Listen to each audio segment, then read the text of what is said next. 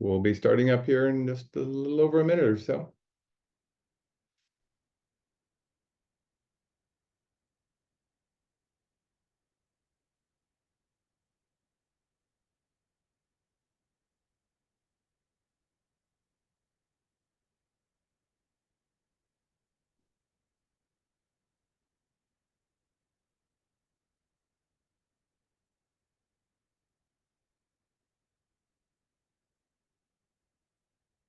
Okay, it's 9 o'clock, but we'll give folks 30 seconds or so to log in.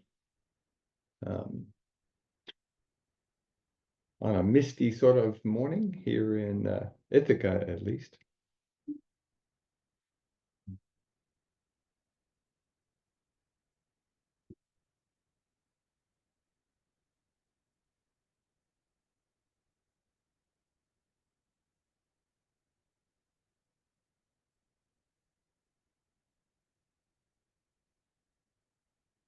Okay, well, looks pretty stable. So we're going to go ahead and get started. My name is David Orr. I'm the director here with the Cornell Local Roads Program. We're your New York State LTAP Center. Going to be talking about flagging today. You can download the flagging pocket guide or the handout, but there'll be links thrown in the chat pod, and I'll talk about that in a second. You might want to open up your chat pod and your Q&A pod and all those things because we'll be using those, and I'll talk about those in a sec. And we are going to be doing polls at pollev.com/DavidOrP. So hopefully have a little bit of fun with the 20 of us who are online today. Okay, so now let's get going here. If you haven't been on one of these Zoom calls before, it's pretty simple webinars. On the lower left is your audio settings, the chat pod. Please open that up. We won't be taking input from the chat pod. We do have you open it up though, because we're going to put links in so you don't have to memorize the links for our handout, for any of the materials that we talk about.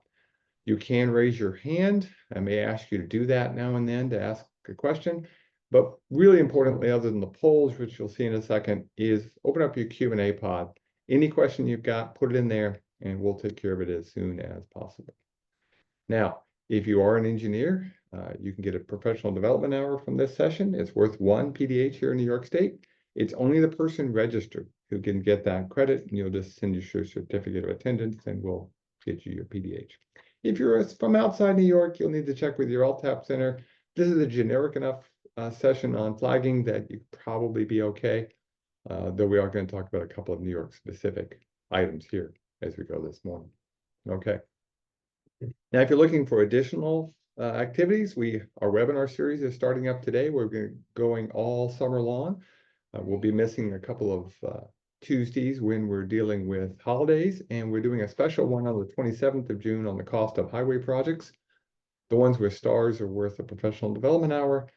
And our last one is going to be in September, actually after sort of summer ends, according to the meteorologist, but talking about snow and ice.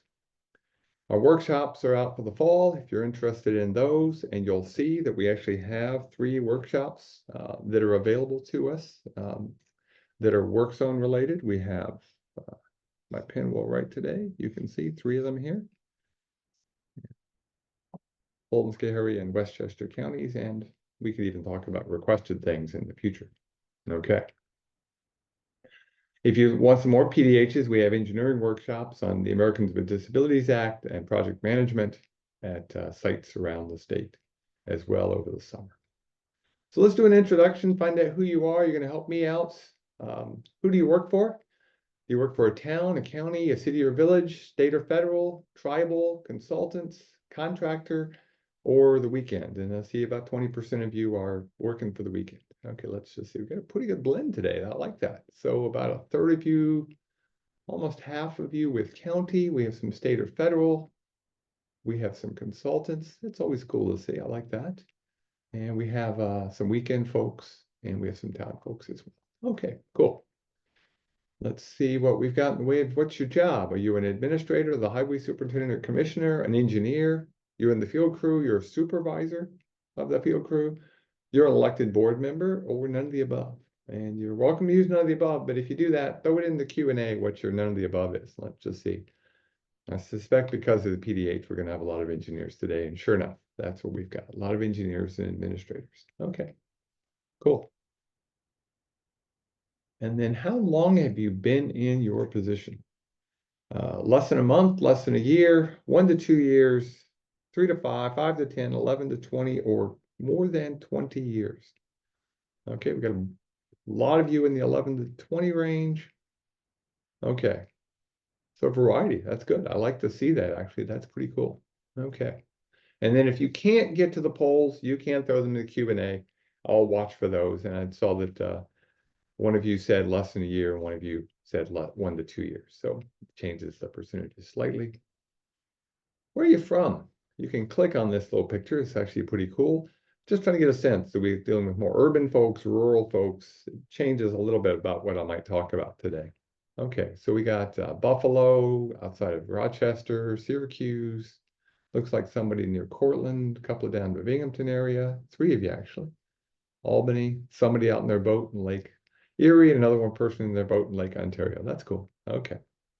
Okay, cool. That helps me a bit. I think I know what I'm going to move around a little bit, but hopefully we'll have fun in our hour together.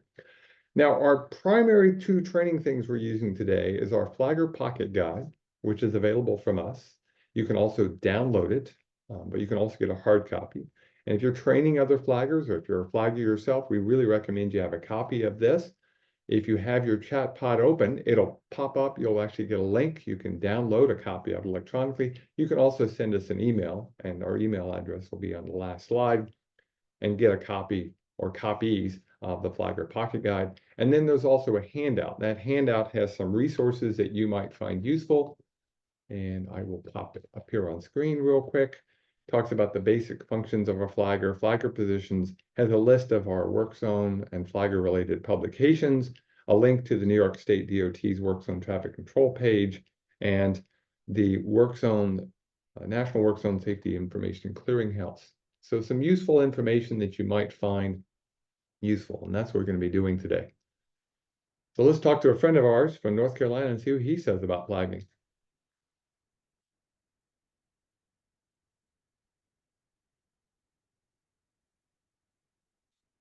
Most of us feel pretty safe when we're at work.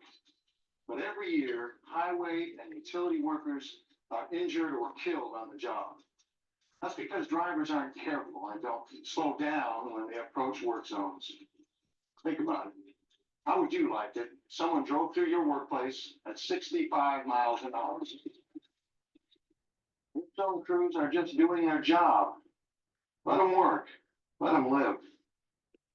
And as a flagger, it is really incumbent upon that flagging, the traffic control personnel, whatever terms used, to protect the people in the work zone. And if we look at data from the Work Zone Safety Information Clearinghouse, you can see there were 136 pedestrian fatalities in work zones in 2022.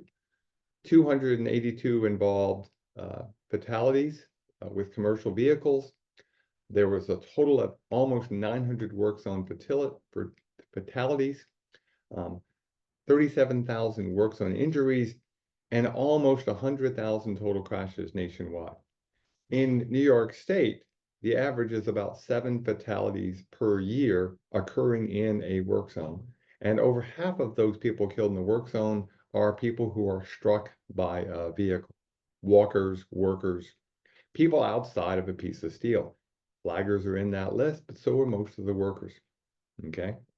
Now, what are the regulations that we need to follow? There's really 3 that you got to be careful of. The first one, of course, is the MUTCD, the Manual and Uniform Traffic Control Devices. Here in New York State, we have a supplement to the Manual and Uniform Traffic Control Devices. And as of last December, there is a new national edition. New York State has approved. We're going to use the national edition. We're going to continue to use the old supplement while they're working on the new one. If there's a conflict, that's just because they changed the numbering, and that happened a lot, move on. Keep using the supplement. If it's a conflict where the national says something different, follow the national. Biggest thing is, if you're not sure, go ask. Now, New York State has some different spacings and requirements that are in the national and even the supplement. So one thing I would have you do, if you're developing a work zone, if you're thinking about helping flaggers out, go to the New York State DOT's Work Zone Traffic Control website. There's a whole bunch of good information in there about work zones and flagging that you may want to look at. And some of it is New York specific. Now, in terms of a work zone consists really of, they say 5 areas in most of the charts. It really is actually a 6th area off to the left where the people are driving. But there's an advanced warning area where we give people warning you're coming up on the work zone. There's a transition area where we move people out of a lane that they're typically in if we're dealing with typical lane closure. There's a buffer zone. We'll talk about that. That's a pretty important area we tend to ignore sometimes. There's a work area we're actually working, and then the termination area. So before I move on any further, where does the flagger stand? So where should the flagger stand? So this is our first poll. It's not just an introductory poll. Type in here where the flagger should stand. Let's see what you guys come up with.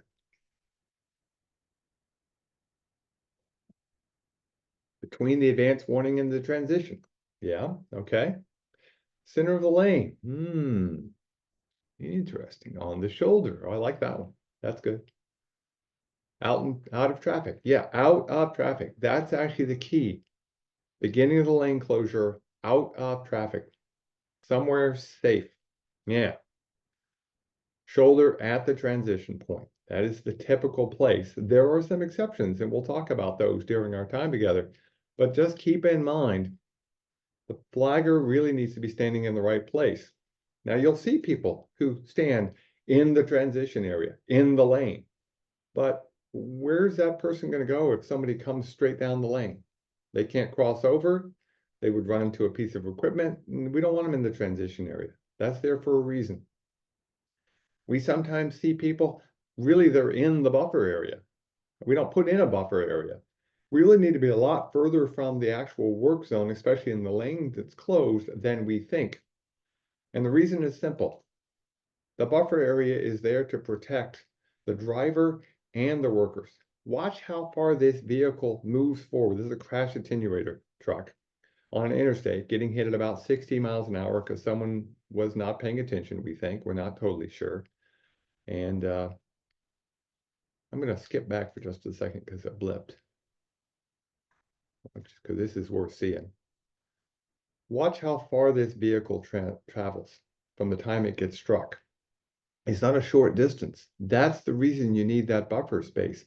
That if somebody hits the cones or the crash attenuator vehicle, there's time for them to stop before they get to the actual work zone.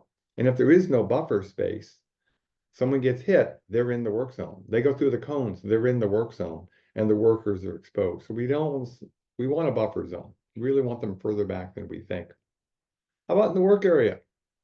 No, that's actually maybe the worst place to be. They shouldn't be inside the zone of cones. There's no cones here, but they should not be inside the zone where there should have been cones. Because again, they're too close to everything else. They're hard to see. They really can't control traffic. People don't know what they're doing. They need to be away from the work and in a safe place. Imagine what would happen if this flagger stepped back one. There's only 2 possibilities. Well, no, I guess there's 3.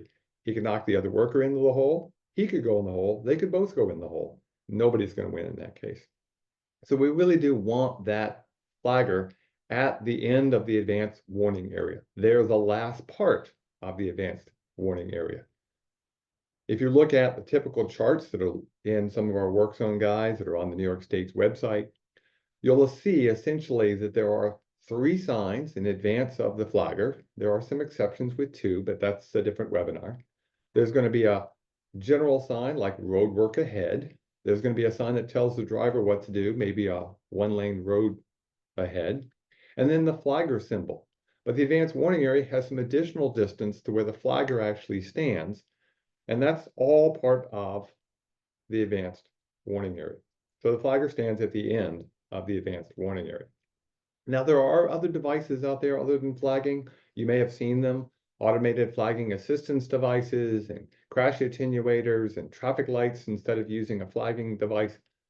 Great tools. You may want to look at them in certain situations. We're not going to be talking about them today, but I just want you to be aware there are other ways. The goal is to keep everybody safe. The drivers, the workers, and you yourself, especially if you're flagging traffic. Now we're going to go through a little bit of flagger training here in our remaining time. Again, we're going to be using this flagger handbook. And if you don't have a copy, ask for one at the end of the webinar or send us an email. Be glad to send it to you, or you can download an electronic copy. So, who does the flagger protect? I'll let you start putting in your answers and then I'll show them to you. So let's put in your answers. Who does the flagger protect? Let's see what y'all come up with. I'll let you see here. Put your answers in. Nobody else knows your answers and it's all anonymous. We don't track, we just see them with the answers. So I'll give you about 20 seconds. Okay, let's see who y'all came up with. Okay, let's see. And the answer, oh, went too far. Gave you the answer a little bit too. Y'all came up with everyone. Yeah, everybody. Workers. That's good. Everyone again. Let's see what we've got. A lot of things, everyone. Yeah. People in the work zone, you're protecting the work zone itself. Yeah. The road workers. Yeah. What I don't see is the first person you have to protect, the public. Yeah. Public. Okay.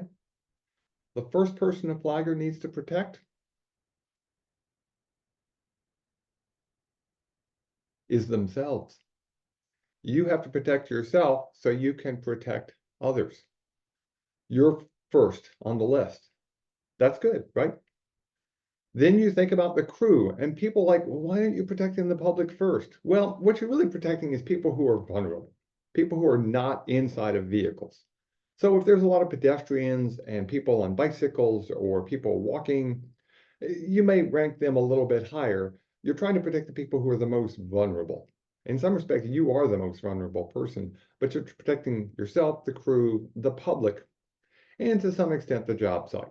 Okay, so a lot of this is going to deal with communication, and communication is key.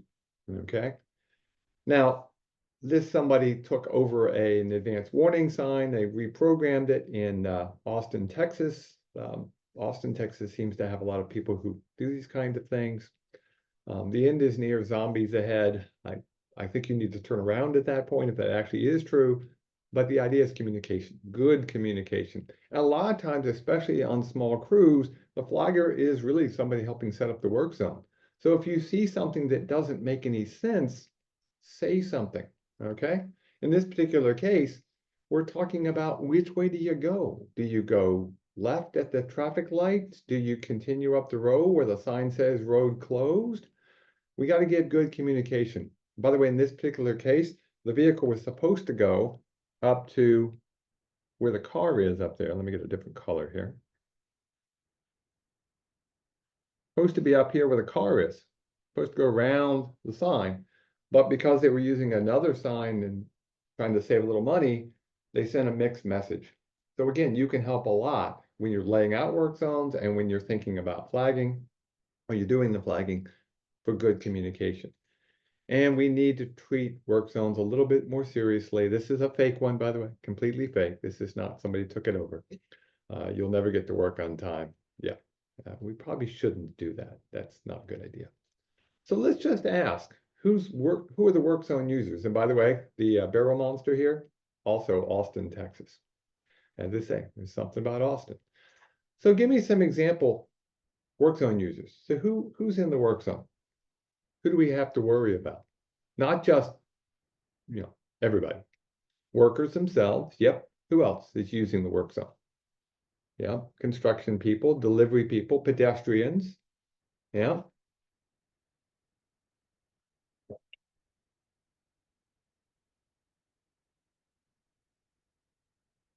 The drivers, the workers, the laborers on the site, the equipment operators. Yep. Any maybe an emergency responder. That's a good one, a good point. You got to think about how that is going to happen if it does happen. Okay. So again, think about all of the users and let's focus on 4 of them. Again, this will help us with our flagging thinking. The traveling public, the people doing the equipment operating and the crews, supervisors, and then you as the traffic control personnel or people you're supervising as traffic control personnel. The goal for the public is they want to get through the work zone quickly and safely, and they don't want to be stopped. They don't want to be discomforted in any way whatsoever, okay? Equipment operators, they want to keep working without slowing down. That's true even with the crews themselves, so they don't want to be discomforted either. A supervisor wants that job done as fast and cheaply as possible. And here we have KFC sponsoring filling of potholes. And I bet you can guess which city it's in. Yes, Austin, Texas. Again, there's something down there. I don't know. I have a cousin who lives in Austin. I'll have to ask her. And then finally, the traffic control personnel, the flaggers. They want a smoothly operating work zone that's easy to manage. Maybe not this easy.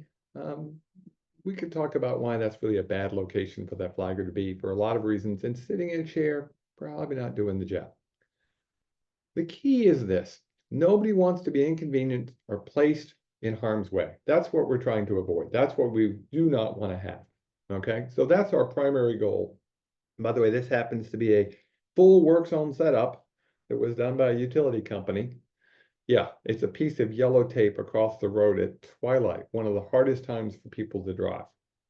Didn't need a flagger in this case, but I don't think it was really doing the job. And you could only see it if you really were looking for it, okay? So really can do a better job than that. So what's the basic functions of a flagger? What is the job? Why do we have flaggers on a job site? What are their basic functions? Let's see what you guys come up with.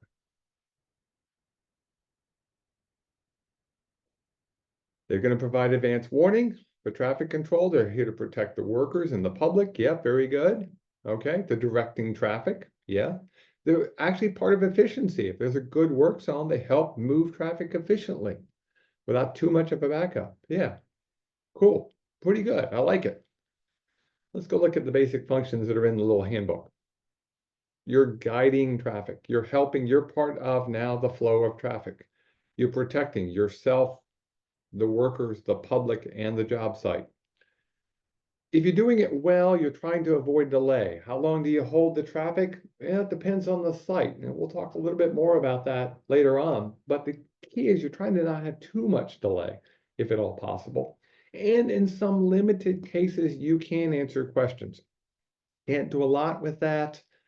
But there are things you might be able to answer a question if somebody asks. I prefer to do it via the passenger side, roll the window down, but I have seen times when you go in traffic after you've got the vehicles already stopped, okay? So now to do this, you need to look like a flagger. So what's the basic flagger equipment? What's part of the flagger set? What do they need to be in charge of? There's a safety vest. Oh, I got a safety vest. Let's put a safety vest on here. While you guys are putting your answer in. Okay, I got a safety vest. Yep. You got a paddle or a flag. Okay, I got my safety vest. We got a paddle or a flag. Okay. And paddles are preferred. We'll talk about why here in a little bit. Okay. Possibly some boots, proper footwear. You're going to be on your feet all day long. You want good shoes. Maybe a hard hat, or you certainly should have a hat of some type, okay? The only hat I have here today is probably not the right one, but I'll grab it anyway. If I got a hat, we can say I have a hat. Here we go. Maybe a cheese head's not the right hat, but the point is you need a hat. Some people require hard hats. Some people will just allow a ball cap. It depends if the vehicles are hauling stone or something that might come off. If they are, I really advise you to be sure to put a hard hat on, okay? So think about these things. And I did see somebody put down a whistle or a horn. That's actually pretty important. And we'll talk about why here in just a second. So let's go through the equipment. A paddle. A paddle is the number one thing. We use a paddle as a controlling device. And the reason is simple. People know what that means. Let me find my stop sign and my flag. Where'd my flag go? When I cleaned things up this morning getting ready, I moved my flag. Well, if I can't find my flag, I'll just have to give up and not play with my flag today. There's my flag. So I put little scale flags up, okay? Now, that's about how big they look. This little tiny thing when you first see them. Little red square, nobody knows what that means.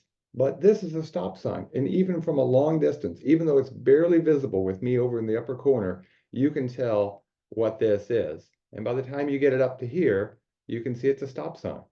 People know what stop means. So this is actually preferred. We know this actually does a better job. So the paddle is the preferred device for a lot of reasons. You want the proper clothing.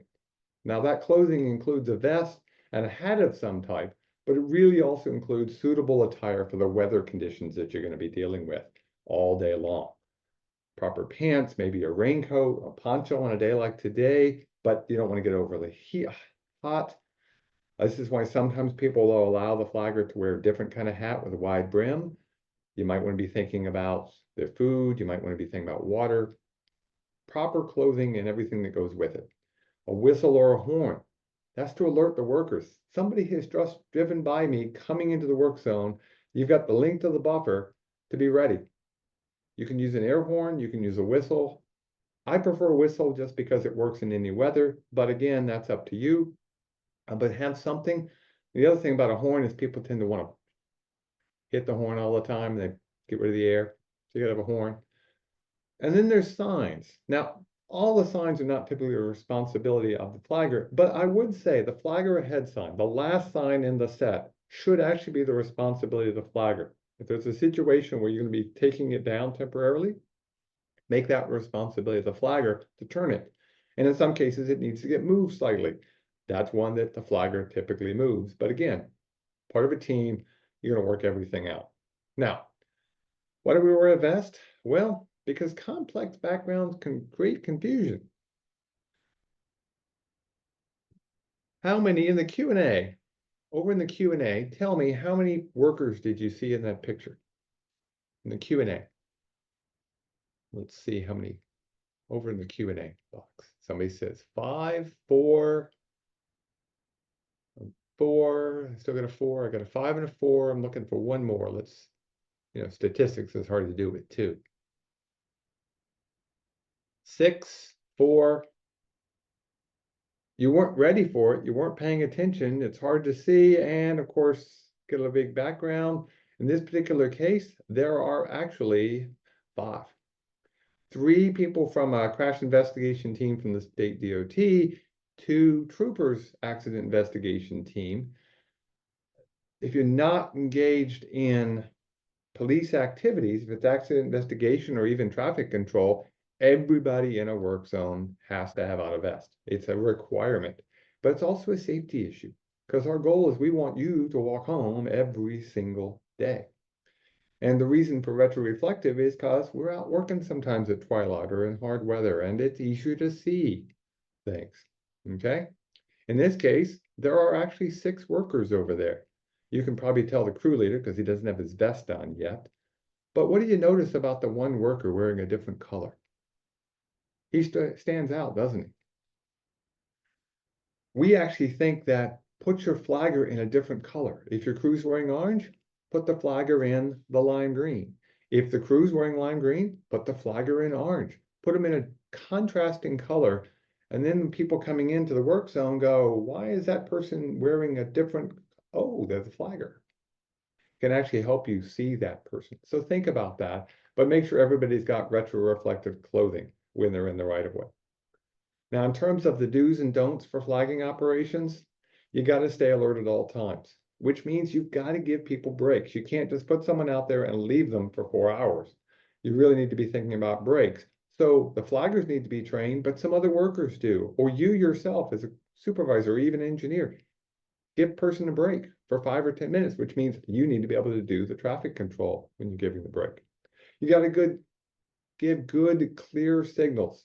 Use the whole hand. Don't give a finger. Hard to tell what that finger is.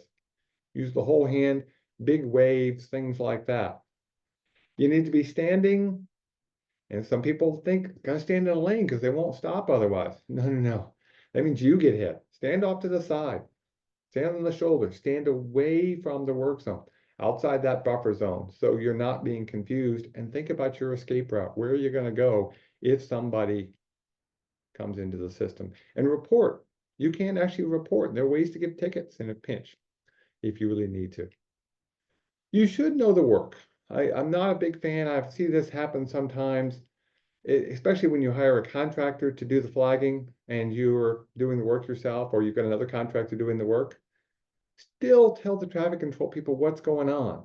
We have a lane closed because we're replacing a culvert or we're fixing a catch basin, so that they can both answer questions, but also get a sense of, is this going to be a short operation, or we're going to have people here for a long period of time? They'll do a better job. Make them know the work, not in intimate detail, but give them some basic stuff. Make sure that the people who are doing your flagging use courtesy. Treat people the way you would wish to be treated. Really does make a big difference. And of course, having the proper equipment makes a big difference. And if you're not sure on any of this, go grab your little handbook, pull it out, open it up, look at it. That's when we put them out. They fit in the back pocket.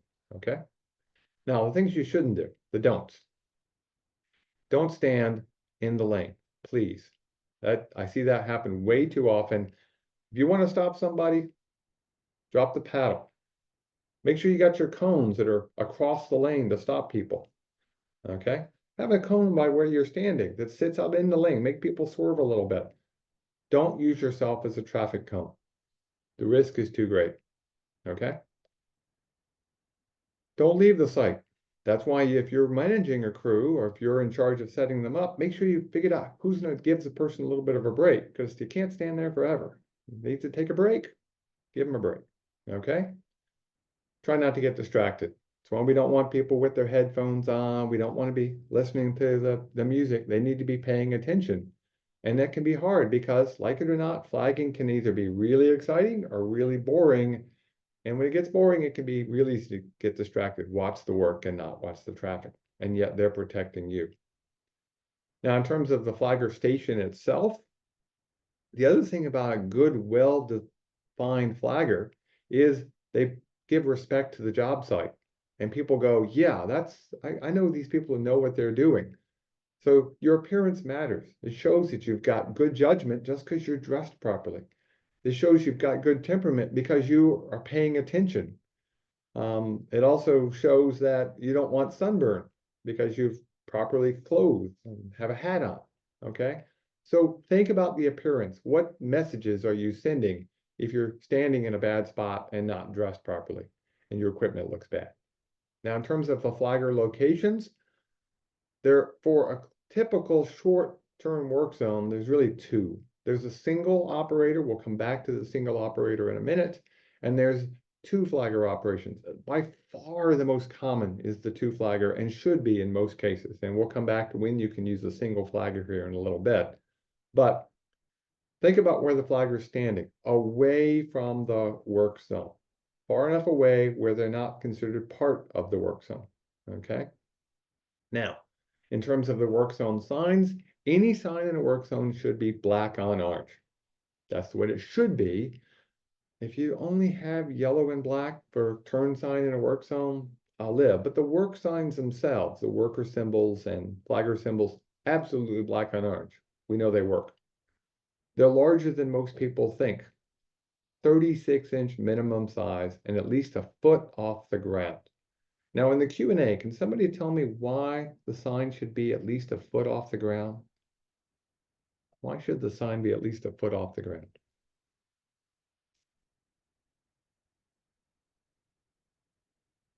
Visibility, yeah. You've got curbs, you got gutters, you got low things. A little bit of height makes quite a bit of difference. And remember, because it's a 36-inch minimum size, the top of that sign is actually going to be up close to 4.5 to 5 feet. So really make sure it's above any grass, vegetation, minimum height. It just looks better. I will tell you, if you've got a permanent work zone, if it's going to be there for a long time, get those signs higher. Get them up to the standard 5 foot, 6 foot above the ground that you see for a long-term signage. It really can make a big difference if you're going to be at a place for a long period of time. Signs should be retroreflective, because like it or not, we're there at night. And if people are driving with their lights on, it actually helps them see the signs. And you need to make sure they have proper advance warning and remove the signs when they're not needed. Okay. How many times have you driven in the middle of the night and there's a flagger symbol? I want that job. I want that overtime. But it really makes you disrespect the signs when they're up all the time. So I think we can do better than this. And if you have this, please send me your best pictures. I'd love to add them to the queue. I hate to say that. This is here on campus at Cornell. Before we did some training with them, we've been doing training since. They've done much better. Hand-painted bump sign with an old barrel, probably not enough. Now, how far advanced do we need to have the signs? Well, it depends upon the speeds, and there are various speeds for urban versus rural. New York actually has different distances that are in the national MUTCD. I actually like the fact that there's a little bit more variation. So anywhere from 100 to 350 feet, maybe as much as 500 feet in a rural area. And if you're wondering, by the way, the 500-foot distance is the stopping sight distance for vehicles traveling at about 55 miles an hour, which is really where it sort of rounds up to 500. Let's make it simple. Turns out that spacing helps people get ready to go into the work zone. So having the 3 signs is really important. We can get away with 2 when there's not as much change or when you're really tight. Put up what you can, where you can, but think about reaction time. You need about 3 or 4 seconds between the signs to be able to figure out what you're doing next. So don't put them too close, unless again, you can't, and then you have to be careful about thinking about what you're putting up. In terms of placement removal, this is one that I see happen. It's the most dangerous time for a work zone, so when you're putting them up. So the signs you put up is, first, you put up a roadwork sign, okay? If you had a big enough crew, you could actually put both signs up at once. I know that's not gonna happen, but you put one up. You put up your 1-lane road sign, you put up your flagger sign, hopefully in both directions, then you put up your flagger. Your flagger is now part of your work zone. Remember, this is our advance warning. It's these 4 signs. On the other side, you may have a flagger. In one flagger operation, you'd have 1 flagger. Then and only then do you start putting in your cones, okay? You put your transition cones that act as a block to the buffer. You put in all your cones to your buffer area, past your work zone, then you can start working, okay? Removal is really easy. You just go the exact opposite way. You take down first the equipment, then you start removing the cones. Again, a dangerous period of time, which is why having that flagger still there is important, because they can help at least alert you that something's happening. Sometimes you have to go without, I know. And then finally, the flagger steps out. You remove the flagger ahead sign, the 1-lane sign, and finally the roadwork ahead sign. Think about that. Build the thing in your head. You can do it as a desktop exercise. You can do it with little pieces of paper.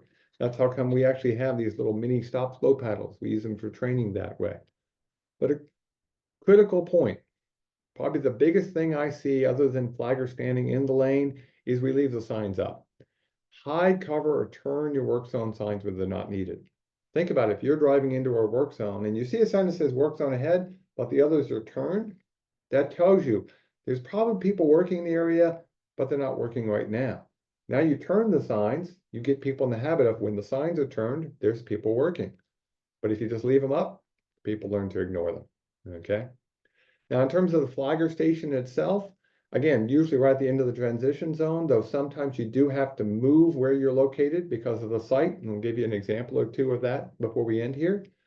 One thing I want you to keep in mind is you could have a cone with you, or even a couple of cones, and use that as your flagger station, and you can even put up flags for that. The key is, if you're in the right place, someone goes by you, they hit those cones. That may alert them. You blow your whistle, you blow your horn, you tell people, hey, there's somebody coming in. But if you're standing in the lane, all you're going to get is struck. This guy was standing in the lane. He never looked at me. I kept creeping up on him. I'll be totally honest. I kept taking his picture. About 40 feet from him, he finally turned around and told me I was number 1. Pretty sure that's what he meant. But the key is don't stand in the lane and make sure you can be seen. If you're over a hill, you can't be seen. If you're on the inside of a corner, you can't be seen. Make sure you're in the place where people can see, and then you can communicate with your other traffic control people. And in terms of the signals, if we had 3 hours, we'd go through all the signals. But the signals are pretty simple. You stop traffic by holding up the stop sign. You release traffic by showing the slow symbol and using your hand at the same time, pointing them to either the closed lane or the open lane, where you want them to go. You may slow traffic down by just patting your hand in the air. It sounds like a minor thing, but it makes a big difference. And then you might want to come up with a signal that you and your fellow flaggers can come up with the all clear. Usually that's done by raising a cap, but some people use different signals, and sometimes you got a radio can help you talk to each other about these things. Now, in terms of being in the road, again, as I said earlier, the only time I would be okay with being in the road is after you've stopped enough traffic, 2 or 3 or more vehicles. You might go out and go to the first or second vehicle to say what we're doing. But again, if you can, most cars have roll down windows. Try to do it from the pedestrian side if you can. That's really good. Okay.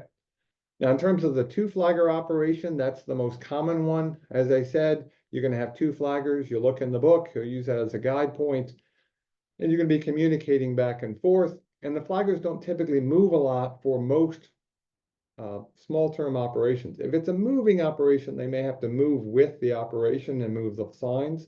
But again, 2, the big thing there, can they see each other? Okay.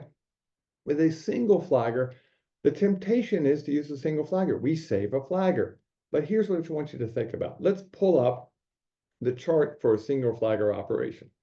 First off, it should be for low volume roadways, preferably under 400 vehicles a day. Good sight distance so someone can see the work zone and stop in time. And here's the thing is, we show this lovely picture as if they're standing still or right across from the work. The reality is they need to be moving back and forth, up and down the site. Okay? I'm on my pen. There we go. They should be moving up and down the site. So they're actually moving from here to here. They're not standing still. When the lane that's closed is the one where you want to stop traffic, you have to walk down almost to the end of the transition area. When the other lane is closed, you got to walk to the other end, almost to the transition area, or the termination area in this case. You're moving back and forth. If you can't do that with the volume of traffic, you really shouldn't be using a single flagger. So think about that. So let's do a quick example. Imagine we're replacing a catch basin, okay? Now, just because of color on the screen, I can't really do my cones. I got a small buffer. I don't have a lot of room for a buffer, but I'll just draw the cones as if I magically had cones there. The temptation, as you saw, the one that had the flagger right inside the work zone, nowhere to go. So you're thinking, well, I'll just stand over here on the side, right? Well, the problem with that is that if you think about standing right there across from the work zone, really hard for folks to see you coming up the closed lane. So you need to walk down here to the spot here, to be able to control that traffic. And then when you've got the other way closed, you got to walk down to here. If there's so much traffic you can't do that, don't think about using a single. You need to have 2 flaggers or look at something else. Okay. Now, flagging in an intersection. You may not be able to see them, but there is actually a flagger up here. Let me get a different pen color so you can see him. There's a flagger right there. He's standing in the lane.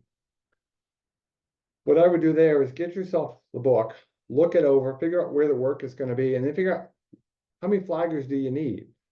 Do you have to actually then go to more than just a paddle? Go to a flag in that particular case. How are you going to control the traffic? A single flagger standing by themselves, probably going to have a really hard time. What is the public going to see?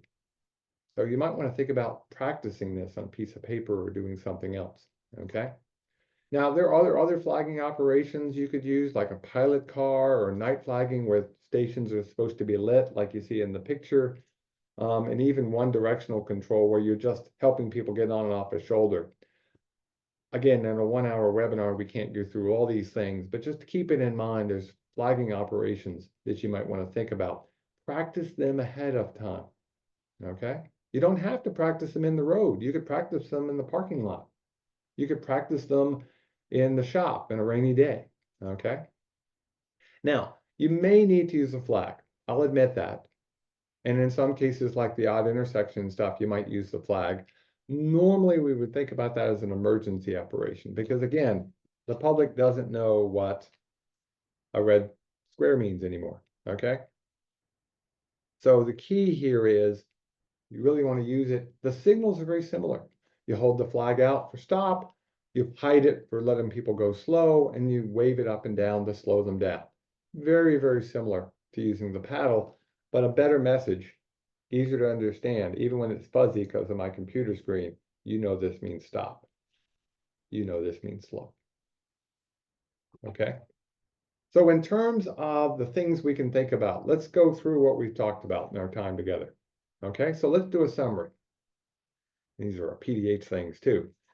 What are the qualifications for a good flagger? What'd you pick up on in our time together that makes the qualifications for a good flagger? They need to be alert. They need to have some training. Yeah. They need to have the proper PPE on. Okay. They need to be highly visible. Yeah. Very good. Let's see what else you come up with. I'll give you another 5-6 seconds. And again, if you can't get to the polls, you can throw it in the Q&A. Yeah, they need to be alert. Okay. Let's go see what else we got. Be alert. Y'all got that one. Be visible. You got that one.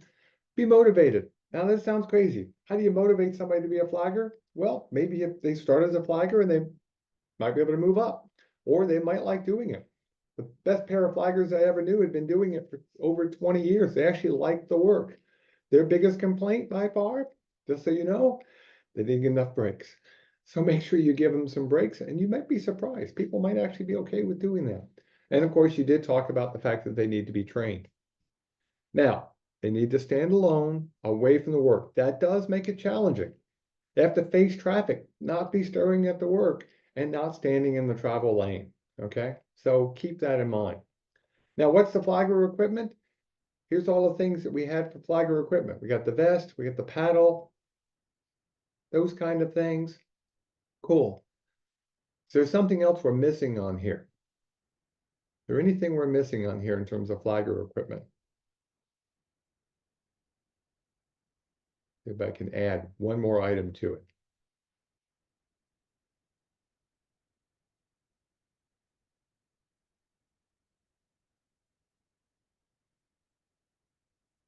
Looking for it. Well, let's go see. Flag, hard hat. Let's see. You got paddle, you got vest, you got hard hat, you got suitable attire, you got work, whistle and horn. The flag or a head sign. That's the one I think we don't think about. That's the controlled by the traffic control person. Okay. By the way, we don't call them paddlers for a reason. Think about it.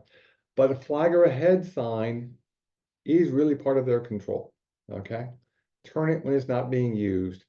It really does make a big difference in how people respect and pay for and deal with those kind of things. Okay. Now, what are the 5 parts of the work zone? In this case, I'm going to let you put your answers in before I bring it up. Let's see if you got all 5 parts of the work zone when we open the Wordle up here. I'll give you about 30 seconds to put that in. Let's see if you come up with that.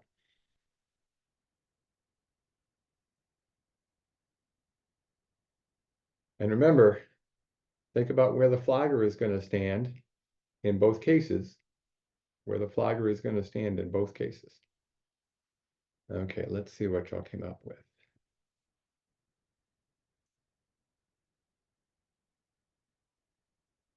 Okay. Did you get all 5? You got transition. Ooh, that's good. You got buffer. You got advance warning. You got approach. You got work. That's good. Okay. Yeah, you got all 5. Cool. And again, you highlighted transition. That's a pretty important zone if you think about it. So 5 parts of a work zone. The termination area, we don't always put cones there, by the way, but that's a reminder that that is where the flagger is going to stand. Let me get a color that's, yeah, I can live with the yellow. So we got 2 flaggers. You're going to have one here, and you're going to have one down here off the road. Okay. Pretty important. That transition area makes a difference. You might even have some extra cones by the flagger. Sort of highlights where they're standing. These cones not only help people move out, but then if they drive through the cones in the transition area, that tends to act as a alert before the end of the buffer. Yeah, good job. Okay, let's go on to our next slide. Why are work zones important? I don't have a poll everywhere for that, so do me a favor, throw in the Q&A. Why are work zones important? Give me a couple of reasons why work zones are important.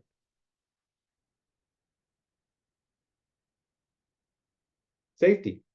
Yeah. You help with driver expectations. You actually can control traffic a little bit better. And so the flagger is part of that work zone operation. If you want to pick a reason why we do a good job with communications, good point. Why we put in work zones, we put them in because we got to get the work done, but we need to keep people moving. But a properly done work zone is going to help get everybody home safely. This is my mother and my grandmother when my mom was a kid with a plane that my grandpapa built. We want to protect everybody, the flagger, the workers, the public. We want everybody to get home every single day, okay? So where should this flagger be standing? Again, the Q&A. You're going to do a poll online here in a minute, but where should this flagger be standing? Yeah, on the shoulder. It's a two flagger operation. They've got radios for communication. There's no reason he shouldn't be standing on the shoulder. If he really was worried about people coming through, this is technically the open lane in this particular case.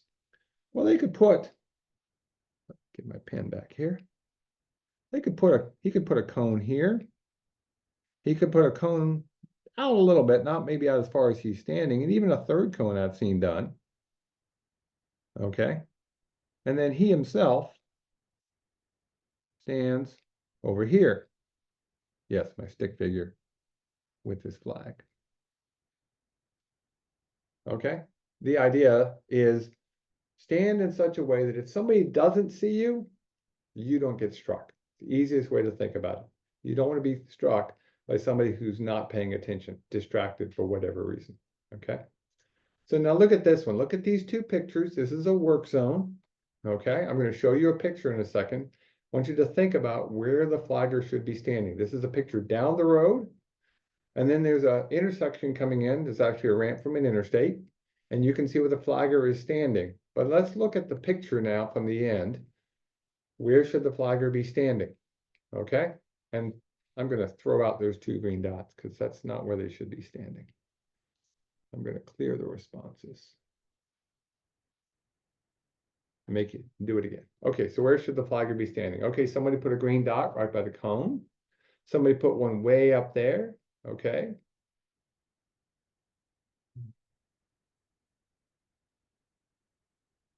Okay, so most of you are either putting them at the beginning of these cones or you're putting them way down. Okay. Not in the lane, please.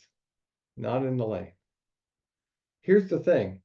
Look at this work zone carefully. Let's go back a slide where we can see both sides. When this work zone was set up, the idea was the flagger was going to be standing where those flags are. That was going to be his flagger station.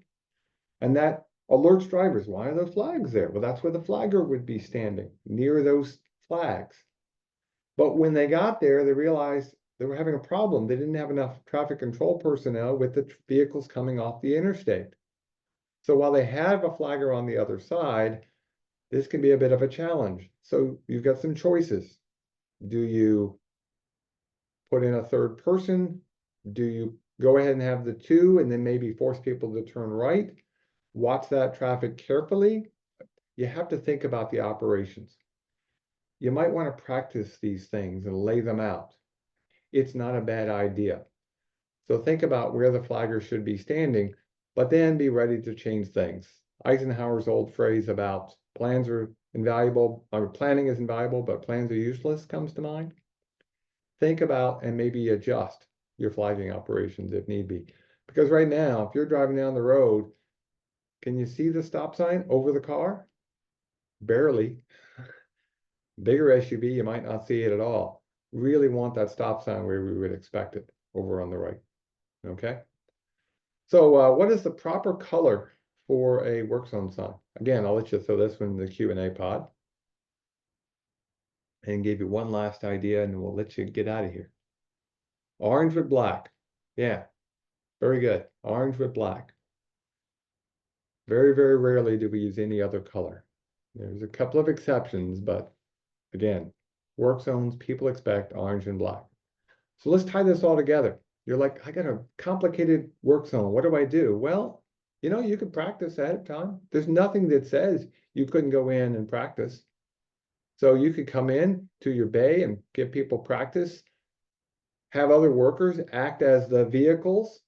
And it turns out, by the way, if you set it up to scale, where you put your signs about 1/30th the distance that you would be on the field and you have people walk, turns out to actually be pretty reasonable in terms of timing that people have.